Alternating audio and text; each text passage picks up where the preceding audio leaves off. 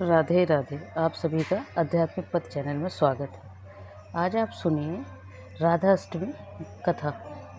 सनातन धर्म में भाद्रपद मास के शुक्ल पक्ष की अष्टमी तिथि श्री राधा अष्टमी के नाम से प्रसिद्ध है। शास्त्रों में इस तिथि को श्री राधा जी का प्रकाट्य दिवस माना गया है। श्री राधा जी वृषभानु की यज्ञ भूमि से प्रकट हुई थी। वेद तथा पुराण आदि में जिनका कृष्ण बल्लभा कहकर गुणगान किया गया है, वे श्री वृंदावनेश्वरी राधा सदा श्री कृष्ण को आनंद प्रदान करने वाली साध्वी कृष्ण प्रिया थी। कुछ महानुभाव श्री राधा जी का प्रकाट श्री वृषभानुपुरी, जिसे बरसाना या उनके ननिहाल रावल ग्राम में प्रातःकाल का मानते हैं।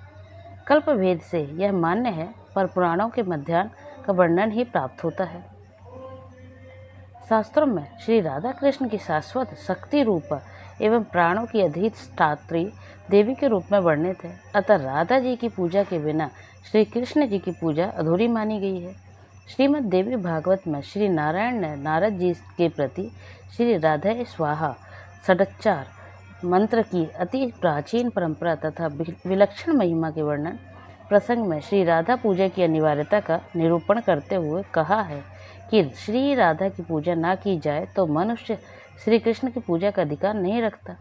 अतः समस्त वैष्णवों को चाहिए कि वे भागवती श्री राधा की अर्चना अवश्य करें। श्री राधा भगवान श्री कृष्ण के प्राणों की अधिष्ठ दात्री देवी है, इसलिए भगवान इनके अधीन रहते हैं। यह संपूर्ण कामनाओं का साधन करती हैं, इसी कारण इन्हें श्री राधा कहा गया है। आइए अब आप सुनिए राधाष्टमी कथा। श्री कृष्ण भक्ति के अवतार देवर्षि नारद ने एक बार भगवान सदाशिव के चरणों में प्रणाम करके पूछा, हे महाभाग, मैं आपका दास हूँ। बतलाई श्री राधा देवी लक्ष्मी है या देवपत्नी, महालक्ष्मी है या सरस्वती हैं? क्या वे अंतरंग विद्या हैं या वैष्णवी प्रकृति हैं? कहिए, वे वेद कन्या हैं, देव कन्या हैं अथवा मुनि कन्या हैं? सदाशिव बोले, हे मुनिवर, अन्य किसी लक्ष्मी की बात क्या कहें? कोटि कोटि महालक्ष्मी उनके चरण कमल की शोभा के सामने तुच्छ कही जाती हैं। हे नारद जी, एक मुँह से मैं अधिक क्या कहूँ? मैं तो श्री राधा के रूप, लावण्य और गुण आदि का वर्णन करने में अपने को असमर्थ पाता हूँ। उनके रूप आदि की महिमा कहने में भी लज्जित हो रहा हूँ। तीनों लोकों में कोई भी ऐसा समर्थ नहीं है जो उनके रूपादि का वर्णन करके पार पा सके। उनकी रूपा माधुरी जगत को मोहने वाले श्री कृष्ण को भी मोहित करने वाली है। यदि अनंत मुख से चाहूँ तो भी उनका वर्णन करने की मुझ में क्षमता नहीं है। नारद जी बोले, हे प्रभु, श्री राधिका जी के जन्म का महात्म्य सब प्रकार से श्रेष्ठ है। हे भक्त वत्सल, उसको मैं सुनना चाहता हूँ। हे महाभाग, सब व्रतों में श्रेष्ठ व्रत श्री राधाष्टमी के विषय में मुझको सुनाइए। श्री राधा जी का ध्यान कैसे किया जाता है, उनकी पूजा अथवा स्तुति किस प्रकार होती है, यह सब मुझसे कहिए। हे सदाशिव, उनकी चर्या, पूजा विधान तथा अर्चन विशेष सब कुछ मैं सुनना चाहता हूँ, आप बतलाने की कृपा करें। शिव जी बोले, वृषभानुपुरी के राजा वृषभानु महान उदार थे। वे महान कुल में उत्पन्न हुए तथा सब शास्त्रों के ज्ञाता थे।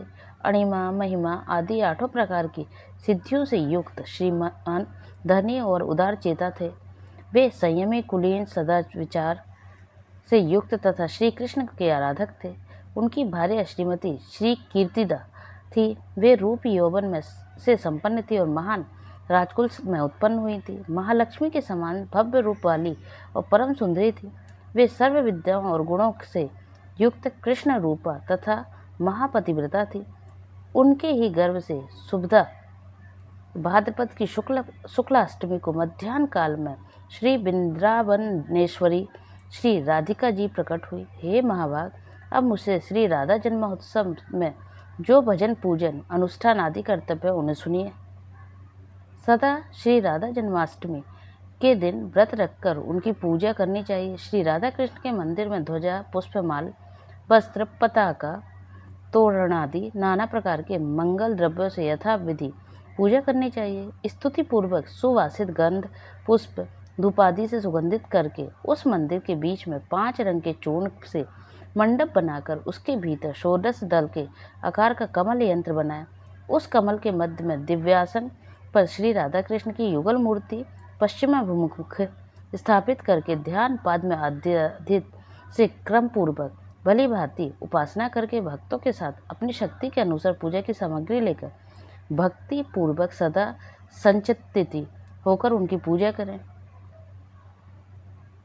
जिनका स्वर्ण और नील कमल के समान अति सुंदर कांति है, जो जगत को मोहित करने वाली श्री से संपन्न है, नित्य ललिता आदि सखियों से परिवृत है, सुंदर नील और पीत वस्त्र धारण किए हुए हैं तथा जिनके नाना प्रकार के आभूषणों से आभूषित अंगों की कांति अति मधुर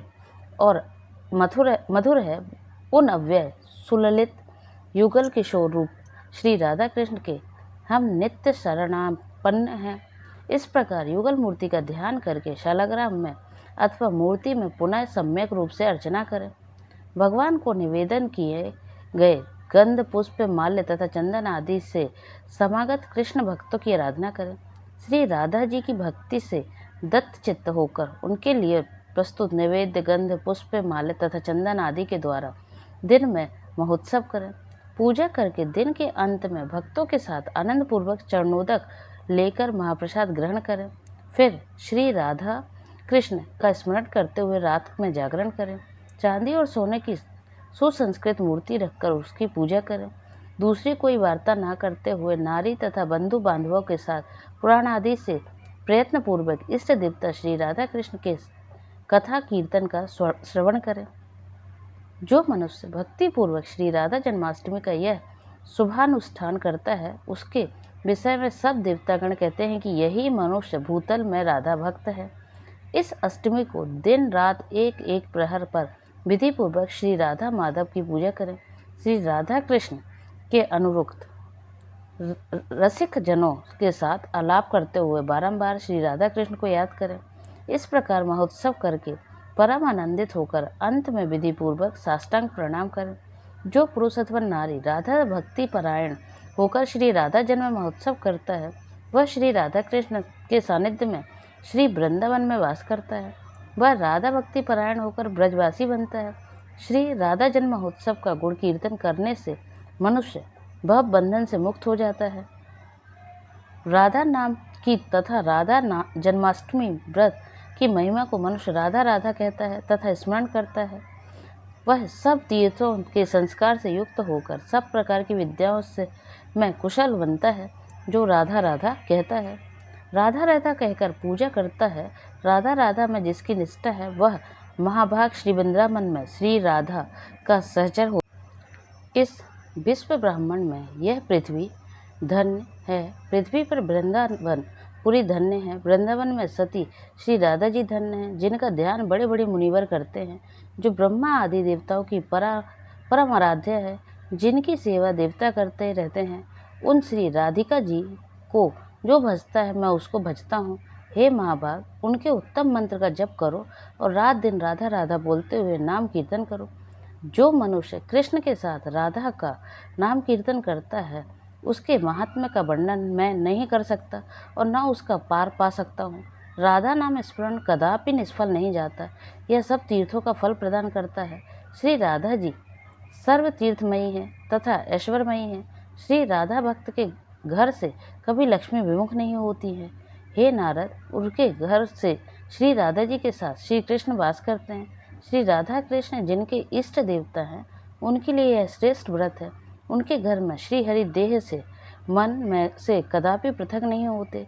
यह सब सुनकर मुनिश्रेष्ठ नारद जी ने प्रणत होकर यथोक्त रीति से श्री राधाष्टमी में यजन पूजन किया। जो मनुष्य इस श्लोक में राधा जन्माष्टमी व्रत की यह कथा श्रवण करता है, वह सुखी मानी धनी और सर्वगुण संपन्न हो जाता है। जो मनुष्य भक्ति पूर्वक श्री राधा का मंत्र जप अथवा नाम स्मरण करता है, वह धर्मार्थी हो तो धर्म प्राप्त करता है, अर्थार्थी हो तो धन पाता है, कर्मार्थी पूर्ण कामी हो जाता है और मोक्षार्थी को मोक्ष प्राप्त करता है। कृष्ण भक्त वैष्णव सर्वदा अनन्य शरण होकर जब श्री राधा की भक्ति प्राप्त करते हैं, तो सखी विवेकी और निष्काम हो जाता है। जय श्री राधे।